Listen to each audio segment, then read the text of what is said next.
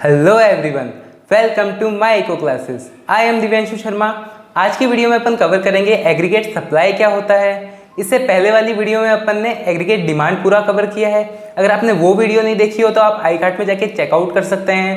तो स्टार्ट करते हैं आज की वीडियो को।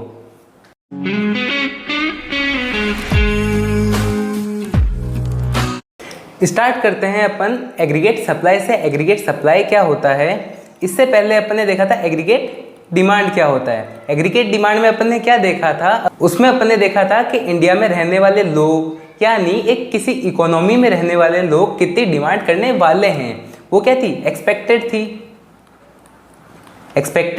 थी, मतलब कितनी डिमांड करने वाले हैं। कौन कौन कर सकते हैं, कंजम्पशन के लिए कर सकते हैं, इन्वेस्टमेंट के लिए कर सकते हैं, गवर्नमेंट कर सकती है, और एक्सपोर्ट माइनस इंपोर्ट यानी नेट एक्सपोर्ट के लिए कितनी डिमांड कर रहे हैं। वो सब अपन जब टोटल कर देते तब अपन को क्या मिल जाता था, एग्रीगेट डिमांड मिल जाता। किसको करने से, कंजम्पशन गुड्स की कितनी डिमांड करेंगे वो, इन्वेस्टमेंट गुड्स की कितनी करेंगे, गवर्नमेंट कितनी करेगी, प्लस अगर अपन एक्सपोर्ट माइनस इंपोर्ट करेंगे तो अपन को टोटल क्या मिल जाएगा, एग्रीगेट डिमांड मिल जाएगा। ये अपन ने कल की वीडियो में देखा था। आज अपन क्या पढ़ रहे हैं, एग्रीगेट सप्लाई। इसके अंदर अपन देखेंगे कि कोई प्रोड्यूसर कितना प्रोडक्शन करने की सोच रहा है, ये भी क्या है, एक्सपेक्टेड है। इसकी डेफिनेशन देखो, aggregate supply is the money value of all final goods and services that all the producers are planning to supply over a period of time. मतलब एक पीरियड ऑफ टाइम में, मतलब एक साल के अंदर प्रोड्यूसर कितना प्रोडक्शन करने की एक्सपेक्टेशन कर रहा है, मतलब वो सोच रहा है कितना वो प्रोडक्शन करे। किस टर्म में, मनी वैल्यू के टर्म में वो क्या हो जाएगी, एग्रीगेट सप्लाई हो जाएगी। अपन एग्रीगेट सप्लाई को क्या लिख सकते हैं, आउटपुट भी बोल सकते हैं और इनकम बोल सकते हैं, मतलब नेशनल इनकम भी बोल सकते हैं। जैसे अपन क्या पढ़ रहे हैं, मैक्रो इकोनॉमिक्स पढ़ रहे हैं, इसके अंदर अपन इनकम की बात करते हैं तो मतलब क्या हो जाएगा, वो नेशनल इनकम हो जाएगा। मतलब एग्रीगेट सप्लाई किसके बराबर है, आउटपुट के बराबर। आउटपुट किसके बराबर है, नेशनल इनकम के बराबर। तो aggregate supply is equals to national income भी हो सकता है, और इसको अपन वाई भी लिख सकते हैं, क्योंकि इनकम के लिए अपन क्या यूज़ करते हैं, वाई यूज़ करते हैं। अब आप पूछ सकते हो कि इनकम के लिए वाई क्यों यूज़ करते हैं, आई क्यों नहीं यूज़ करते हैं। अपन इनकम के लिए आई इसलिए यूज़ नहीं करते क्योंकि अपन इन्वेस्टमेंट के लिए आई यूज़ करते हैं, इसलिए अपन इनकम के लिए वाई यूज़ करते हैं। समझ गए। अपन आगे चलते हैं। जैसे अपन ने एग्रीगेट डिमांड के कंपोनेंट्स देखे थे, वैसे भी इसके भी क्या होते हैं, कंपोनेंट्स होते हैं। आगे देखो क्या है इसके कंपोनेंट्स ऑफ एग्रीगेट सप्लाई।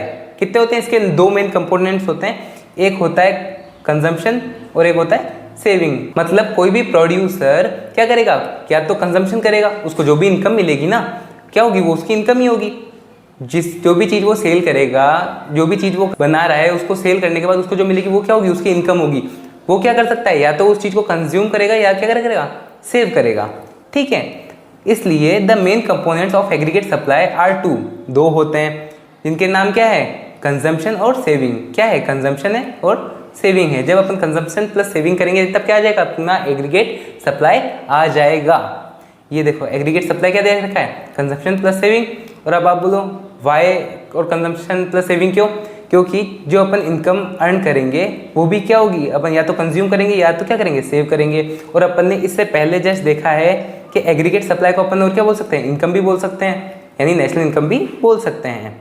इसलिए अपन ऐसे भी लिख सकते हैं, और इसको ऐसे भी लिख सकते हैं, aggregate supply is equals to income is equals to C plus S. ये भी अपन लिख सकते हैं, इसमें भी कोई दिक्कत नहीं है। अब अपन एक बात करते हैं, डिस सेविंग क्या होती है। अपन ने सेविंग तो देखा, मतलब वो चीज़ जिसकी अपन बचत करते हैं। ठीक है, जब अपन को इनकम मिलती है, अपना कंजम्पशन हो जाता है, जब जो चीज़ बचती है उसको अपन क्या करते हैं, सेविंग करते हैं, वो क्या हो जाती है, सेविंग हो जाती है। डिस सेविंग क्या होती है, डिस सेविंग वो होती है जो अपन ने ऑलरेडी सेविंग कर रखी होती है। ठीक है, अब अपन कुछ कमा नहीं रहे हैं तो अपन क्या यूज़ करते हैं, या तो अपनी डिस सेविंग यूज़ करते हैं। मतलब अगर आपकी इनकम क्या है, जीरो है, फिर भी आप कोई कंजम्पशन कर रहे हो, अपन ने पिछली वाली वीडियो में देखा था, क्या होता है, ऑटोनोमस कंजम्पशन होता है, वो सी बार से डिनोट करते हैं। जब आप वो चीज़ कर रहे हो तब आप क्या यूज़ कर रहे हो, या तो पुरानी सेविंग यूज़ कर रहे हो। जैसे अगर आपके बैंक में 1000 रुपये रखे हैं और आपका हर महीने का खर्चा अगर 500 रुपये है, तो जब तक आप कमा नहीं रहे हो तब तक ये यूज़ करोगे ना, सही बात है। तो जब अपन अपनी सेविंग को यूज़ कर रहे हैं तो वो क्या हो जाती है, डिस सेविंग हो जाती है। मतलब अपनी सेविंग को खर्च करना, वो क्या हो जाएगी, डिस सेविंग हो जाएगी। This saving refers to the negative saving, मतलब ये क्या हो रहा है, नेगेटिव सेविंग हो रही है, मतलब सेविंग बढ़ाने की जगह अपन क्या कर रहे हैं, कम कर रहे हैं। यूजिंग द पास्ट सेविंग और एक्सपेंसेस मीट बाय बोरोइंग, मतलब अपन या तो कर्जा लेकर के खर्चा कर सकते हैं और या तो पुरानी अपनी जो सेविंग थी उसको खर्च करके भी अपन क्या कर सकते हैं, अपना कंजप्शन कर सकते हैं। वो क्या हो जाएगा, डिस सेविंग हो जाएगा। अब अपन देखते हैं इसकी टेबल कैसे बनाते हैं। सबसे पहले अपन ने देखा एग्रीगेट डिमांड क्या होता है, कंजम्पशन प्लस इन्वेस्टमेंट होता है। वैसे ही एग्रीगेट सप्लाई क्या होता है, कंजम्पशन प्लस सेविंग होता है। इसके और भी कंपोनेंट्स होते थे, बाकी अपन ने क्या लिए थे, 12th के हिसाब से 2 ही कंपोनेंट्स लिए थे। क्या था, एक कंजम्पशन था, एक इन्वेस्टमेंट था। ऐसे इसमें भी क्या ले रहे हैं, एक कंजम्पशन और एक सेविंग ले रहे हैं। तो लिखते हैं यहाँ पे, सबसे पहले लिखते हैं इनकम, फिर अपन क्या लिखेंगे, कंजम्पशन, फिर अपन क्या लिखते हैं, सेविंग, फिर अपन क्या लिखेंगे, एग्रीगेट सप्लाई। ठीक है, बराबर है।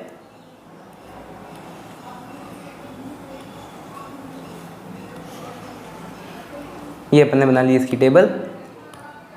इनकम कल वाला ही वैल्यू वापस लिख देते हैं, 0, 100, 200, 300, 400, 500, यहाँ तक लिख देते हैं। अब अपन कंजम्पशन की बात कर रहे हैं, तो अपन क्या कर रहे हैं, कंजम्पशन कर रहे हैं। सबसे पहले क्या होगा, ऑटोनोमस कंजम्पशन होगा, जो सी बार से डिनोट होगा, 40 लिख लेते हैं। फिर उसके बाद यहाँ पे 120, 80 का चेंज ले रहे थे अपन। फिर उसके बाद 200, फिर 280, फिर उसके बाद 360, फिर उसके बाद 440, ये अपन ने लिया था। अब अपन बात करते हैं सेविंग कैसे चलती है। जब अपन ने देखा, जब अपन कंजम्पशन कुछ कर रहे हैं, जब अपनी इनकम कुछ नहीं है, तब भी अपन किससे यूज़ कर रहे हैं, पुरानी सेविंग से, जिसको अपन क्या बोलते हैं, डिस सेविंग बोलते हैं। क्या बोलते हैं, डिस सेविंग बोलते हैं। तो अपन सेविंग से क्या लेंगे, बोरो करेंगे, मतलब उधार लेंगे। तो किस में आएगा, माइनस में। जब अपन किसी में कोई चीज़ जोड़ते हैं तो अपन प्लस यूज़ करते हैं। समझ रहे हैं अपन बात को। और अगर अपन किसी चीज़ में से निकाल रहे हैं पैसा, मतलब अगर आपके बैंक में 1000 रुपये थे, अगर आप उसमें से 40 रुपये निकाल रहे हो तो क्या करोगे, माइनस ही करोगे ना। तो यहाँ पे भी अपन क्या यूज़ करेंगे, माइनस यूज़ करेंगे। और यहाँ पे 40, क्योंकि अपन को 40 का कंजम्पशन कर रहे हैं, तो इसलिए अपन क्या कर रहे हैं, 40 माइनस कर रहे हैं। समझ गए अपन, आगे चले। चलो फिर अपन यहाँ पे कितना कर रहे हैं, इनकम कितनी हो रही है, 100 की हो रही है। कंजम्पशन कितने का हो रहा है, 120 का हो रहा है, मतलब 20 रुपये एक्स्ट्रा। अब वो 20 रुपये कहाँ से आ रहे हैं, वो भी सेविंग से ही आ रहे हैं। तो यहाँ से भी अपन माइनस क्या करते हैं, 20 रुपीज़ करते हैं। अब यहाँ पे क्या हो रहा है, 200, यहाँ पे भी क्या है, 200। सेविंग कितनी है, 0, क्योंकि ना अपन को उधार लेना पड़ रहा है, ना अपन को जमा करा रहे हैं। समझ रहे हैं ना अपन बात को। अब अपन बात करते हैं 300 में से 280 गए, कितने बचे, 20 रुपीज़। मतलब जो 20 रुपीज़ बच रहे हैं उसको अपन क्या कर रहे हैं, सेव कर रहे हैं। अब जा करके अपनी सेविंग स्टार्ट हो गई है। फिर अपन ने 400 की इनकम करी, 360 की कंजम्पशन किया, बचे कितने, 40, वो अपन ने क्या कर दिए, सेव कर दिए। फिर यहाँ पे कितने सेव कर दिए, 60 सेव कर दिए। अब अपन को निकालना है एग्रीगेट सप्लाई। एग्रीगेट सप्लाई कैसे निकलेगा, कंजम्पशन को और सेविंग को प्लस कर देंगे तो क्या निकल जाएगा, एग्रीगेट सप्लाई निकल जाएगा। अब अपन को क्या करना है, इधर करके दिखाता हूँ मैं। 40 क्या है, कंजम्पशन है, प्लस करना है क्या, सेविंग। सेविंग कितनी है, -40, कोई दिक्कत नहीं है। अब अगर अपन इसको सॉल्व करते हैं तो माइनस प्लस माइनस हो जाते हैं। 40 माइनस 40 कितना आ गया, 0। यहाँ पे क्या आ गया, 0 आ गया। कोई दिक्कत नहीं है। समझ रहे हैं अपन इस बात को कि अपन को क्या करना है, कंजम्पशन प्लस सेविंग करना है। बाकी सेविंग क्या है, माइनस में है, तो माइनस प्लस क्या हो गया, माइनस हो गया। यहाँ पे करते हैं 120 माइनस प्लस -20, करो इसको। 120 माइनस का 20 इज इक्वल्स टू 100। यहाँ पे क्या आ जाएगा, 100 आ जाएगा। फिर 200 प्लस 0 200 हो गया। 280 प्लस 20 300 हो गया। 360 प्लस 40 400 हो गया। 440 प्लस 60 कितने हो गए, 500 हो गए। तो अब यहाँ से देख लो, 0 100 200 300 400 500, 0 100 200 300 400 500, यानी इनकम किसके बराबर है, एग्रीगेट सप्लाई के बराबर है। और अपन ने यहाँ पे पहले भी क्या देखा था कि एग्रीगेट सप्लाई किसके बराबर है, इनकम के बराबर है, यानी नेशनल इनकम के बराबर है। समझ में आ गई आपको ये बात। अब आगे चलते हैं, इसका अपन बनाते हैं कर्व बनाते हैं। एक और चीज़ देख लो, ये जो पॉइंट है इनकम का और कंजम्पशन का, ये क्या है, ब्रेक इवन पॉइंट है। ब्रेक इवन पॉइंट मतलब जहां पे इनकम और कंजम्पशन बराबर है वो क्या है, ब्रेक इवन पॉइंट है। अब बनाते हैं अपन इसका कर्व, कैसा बनता है। सबसे पहले लेते हैं यहाँ पे y एक्सेस और लेते हैं यहाँ पे x एक्सेस। ये हुई x एक्सेस, ये हुई y एक्सेस। अपन जब भी ऐसा कर्व बनाते हैं इसका मतलब क्या होता है, यहाँ पे होती है y एक्सेस, यहाँ पे होती है x एक्सेस, यहाँ पे होता है -x। मतलब x को जब अपन नेगेटिव में लेके जाते हैं तब अपन आगे वाले पे बताते हैं, मतलब इस पॉइंट के इधर बताते हैं। और यहाँ पे नीचे होता है -y। इसलिए अपन ने इसको ऐसे लिया है क्योंकि अपनी सेविंग क्या जिसमें जा रही है, माइनस में जा रही है। x एक्सेस पे अपन ले लेते हैं इनकम और y एक्सेस पे अपन क्या बना रहे हैं, एग्रीगेट सप्लाई बना रहे हैं। एग्रीगेट सप्लाई का कर्व कैसा बनता है, 45 डिग्री का बनता है। 45 डिग्री पे ऐसे बनता है, देखो ये होगा एग्रीगेट सप्लाई का कर्व। इसको अपन क्या बोलते हैं, इनकम भी बोलते हैं। अब अपन किसका बनाते हैं, सेविंग का बनाते हैं। अपनी सेविंग कहाँ से स्टार्ट हो रही है, नेगेटिव से स्टार्ट हो रही है, ऐसे ये होगी अपनी सेविंग। अब अपन बात करते हैं कंजम्पशन की। कंजम्पशन किससे स्टार्ट हो रहा है, अपन ने देखा था 40 से स्टार्ट हो रहा है। 40 से स्टार्ट करते हैं यहाँ से। अब ये कहाँ कट करेगा, उसी जगह जहाँ पे ये 0 है। कंजम्पशन स्टार्ट करो यहाँ से, ये क्या हो गया, अपना कंजम्पशन हो गया। ठीक है, ऐसे बन जाता है अपना कंजम्पशन। ये पॉइंट किसका है, ब्रेक इवन पॉइंट है। समझ में आ गया। अब ये जो जगह है, ये वाली जो जगह है, ये वाली जो जगह है, ये क्या है, ये है डिस सेविंग। डिस सेविंग यह क्या है, सेविंग वाली जगह है। क्योंकि इस जगह क्या हो रहा है, ब्रेक इवन पॉइंट है।